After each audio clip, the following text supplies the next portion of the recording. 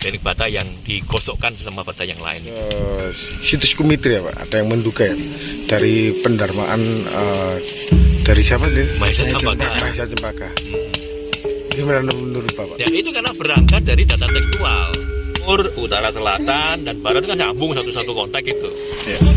Ya, dalam data tekstual juga disebutkan bahwa ada yang disebut upacara. Ibu Ratunggadewi itu dia perempuan. Nah kalau perempuan, arcanya pasti juga perempuan kan. Jangan lupa like, comment, dan subscribe and share. YouTube-nya apa? Channel Mbak Meong. Ini memang yang ada di lapangan ini sama dengan apa yang ada dalam teks itu. Nah, jadi kembali ke bata lagi. Itu bata dari Kumiter. Bata dari Klinterejo itu kita sebenarnya untuk candinya kita tidak mendapatkan data yang sejaman dengan candi yang ada di situ. Di Klinterejo itu ada bata-bata kuno dan bata-bata baru. Tapi itu sebenarnya bukan bata yang berhubungan langsung dengan struktur andesit yang ada di bawah yoni itu. Nah, tapi tahun ini ekskavasi di Klinterejo menghasilkan struktur bata. Dan menariknya, struktur bata di Klinterejo itu ukurannya hampir sama dengan bata-bata yang ada di Kumiter. Kalau dibandingkan dengan yang di sini, ternyata beda. Di sini dari segi panjangnya itu tidak terlalu istimewa.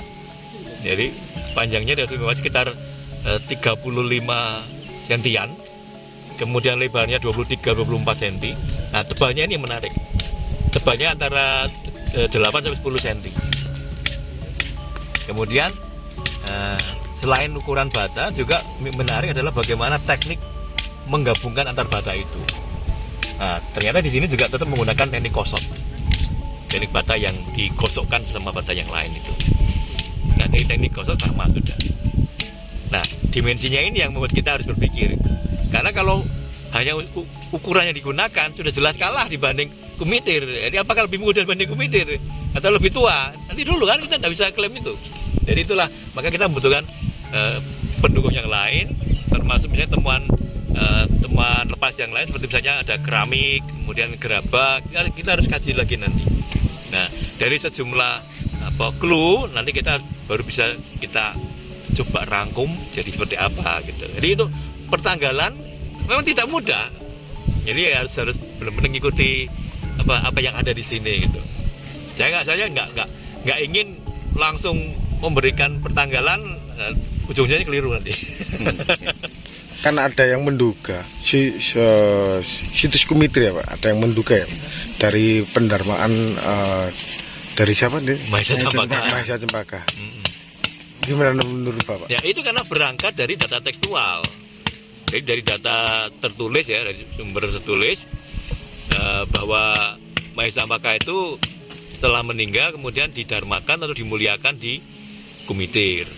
Ada kesamaan nama dari data tekstual dengan nama desa sekarang, Kumiter. Padahal kan kalau lebih detail lagi, desa Kumiter itu di dalamnya ada dukun namanya Dukuh Bendo. Nah kalau situsnya itu kan di Bendo sebenarnya. Desanya Kumiter kan gitu. Ada kesamaan nama di situ. Yang di depan kan ada yang struktur yang di barat dari makam ya Pak. Waktu ekskavasi ada yang menduga itu gerbang pintu masuk. Menurut Bapak? Ya memang betul. Memang gerbang itu. Gerbang.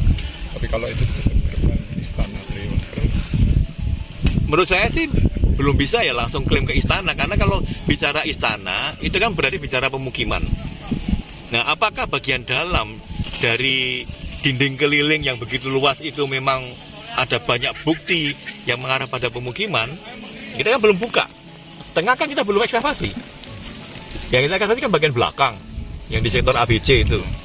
Dan di sana ada struktur bata kombinasi dengan boulders, kemudian ada sejumlah batu andesit yang merupakan bakal dari bangunan keagamaan. Ada bakal Kala, ada bakal Makara, ada bakal Antepik, ada Pelipit dan sebagainya itu kan itu. Dan ada lagi tambahan beberapa fragmen arca yang sudah remuk kan gitu.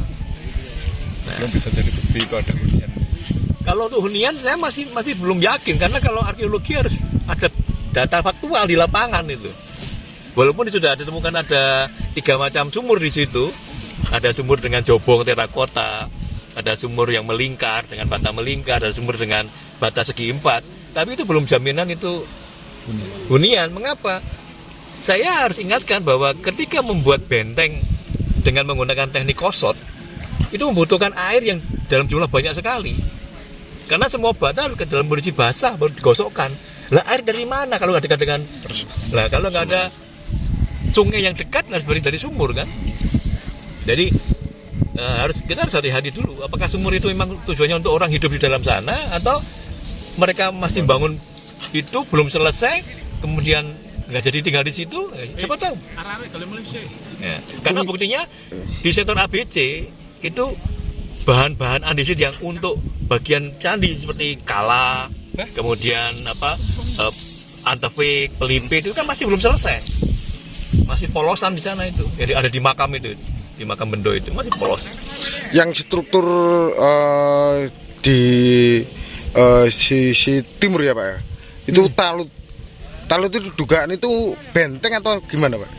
Yang situs Kemitir itu Kan nyambung sebenarnya. Iya. Timur, utara, selatan, dan barat itu kan nyambung satu-satu kontak itu. Ya sekarang yang bisa kita sebut menurut saya yang masih itu konteksnya adalah Sitinggil. Jadi yang bagian disebut talut itu kan bagian luarnya halus, rata, bagian dalam kan nggak rata. Berarti dia fungsinya hanya menahan tanah. Tanah ditahan karena apa? Supaya nggak longsor kan. Berarti kan ada tanah yang ditinggikan, kemudian ditahan dengan adanya talut itu. Sedangkan bagian barat itu sudah bukan lagi sebatas talut, tapi dia sudah dinding. Karena bagian luar dan dalam sudah sama halus. Gitu. Lalu di bagian tengah sendiri ada sisa gerbang itu. Soal Klinter coba ya. Terakhir Pak, kemarin kan ada temuan struktur di sebelah lapangan. Terus seperti apa Pak? Apa ada kaitannya dengan struktur sebelumnya, yang ditemukan sebelumnya? Bagaimana? Sejauh dari data yang sudah kami peroleh di Klinter, karena awalnya kan kami berharap menemukan pagar yang terdalam, ya, yang dekat dengan bangunan candinya itu. Ternyata struktur bata yang kita dapatkan itu bukanlah bagian dari pagar yang kita maksud, tapi ternyata adalah struktur dari semacam dinding yang ternyata segi 4 itu, segi 4 dan orientasinya utara selatan. Artinya itu bukan dinding yang kita harapkan menjadi bagian dari halaman yang ada di situ. Kita masih mencoba melacak bagian tengah untuk mencari adakah peluang pagar itu di tengah, tapi juga tidak menemukan.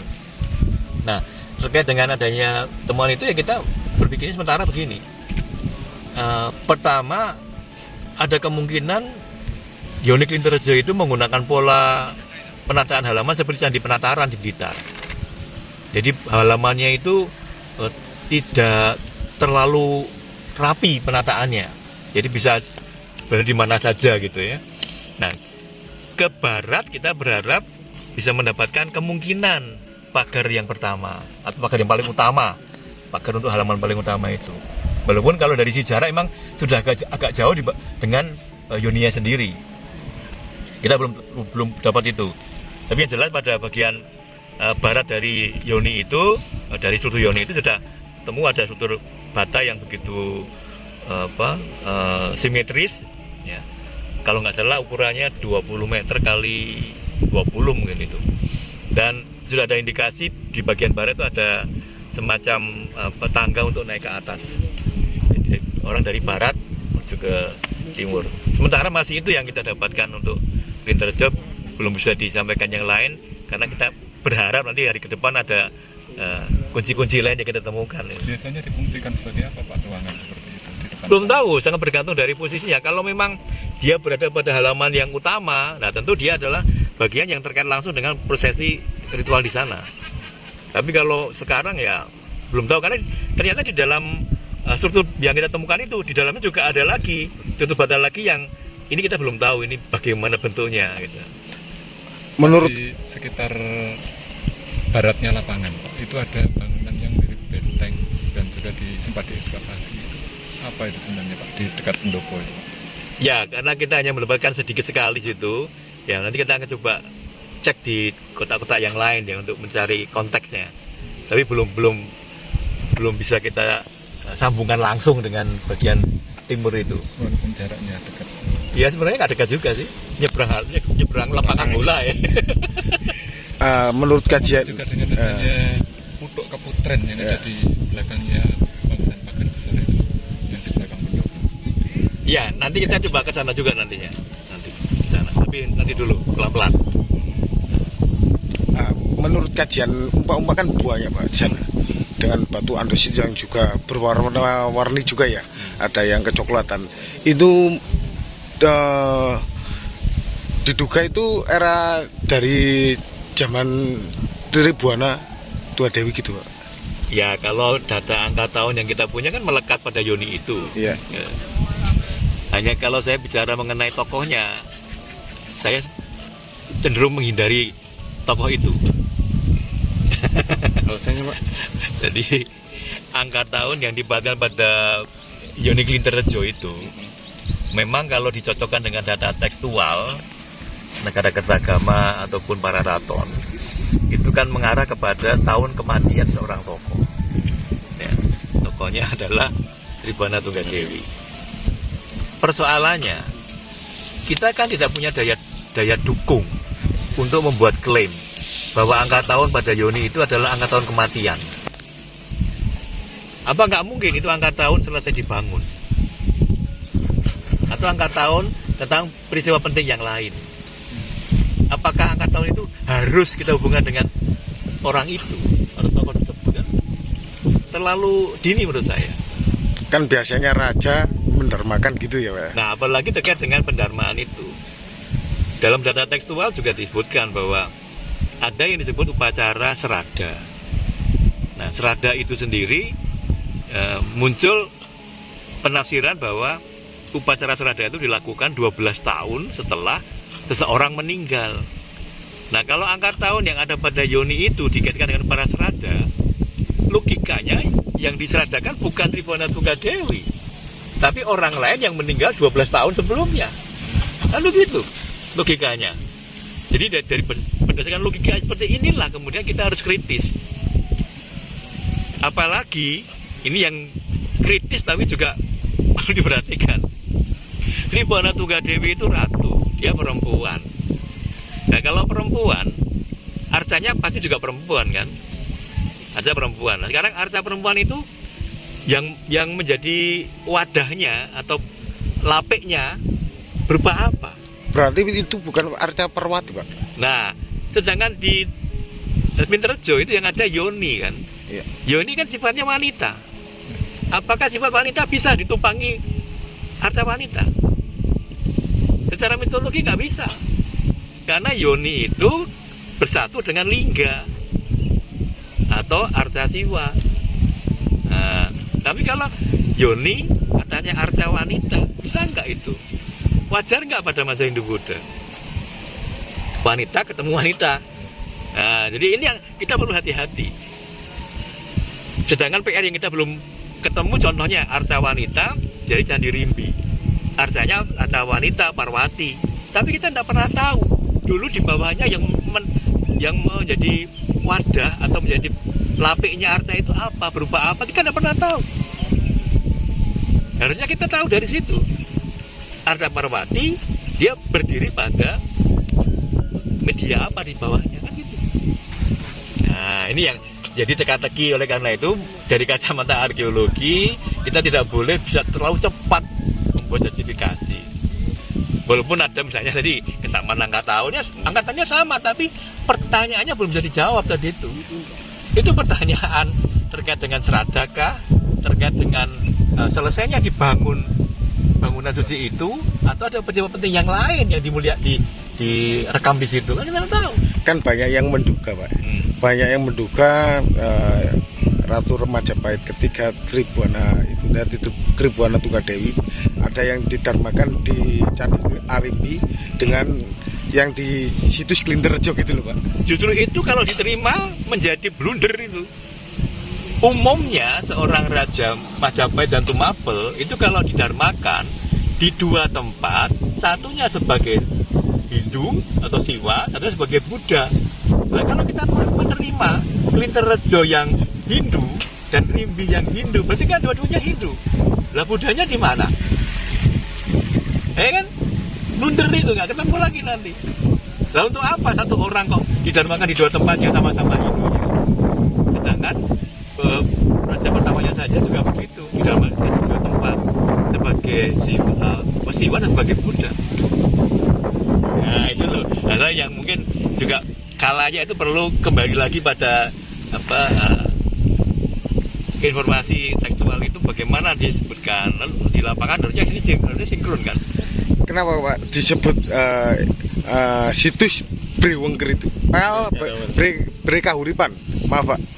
Yang Ya di itu Klinterjo. sebenarnya itu tafsiran yang diberikan oleh para pemerhati sejarah pada waktu yang lalu, karena angka tahun yang ada pada Yoni Klinderjo itu bertepatan dengan angka tahun matinya atau meninggalnya Bre Kahuripan yang pada waktu itu dijabat oleh Tribhuwana Tunggadewi. Itu Pak. Makasih Pak.